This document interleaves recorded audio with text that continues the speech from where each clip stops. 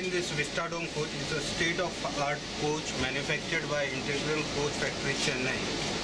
And this has been manufactured by Ministry of Tourism, Government of India. Cost of each construction of each coach is around 3.38 crores. We are very much, Konkan Railway is very much thankful to Ministry of Tourism for permitting Konkan Railway to run this coach on our system.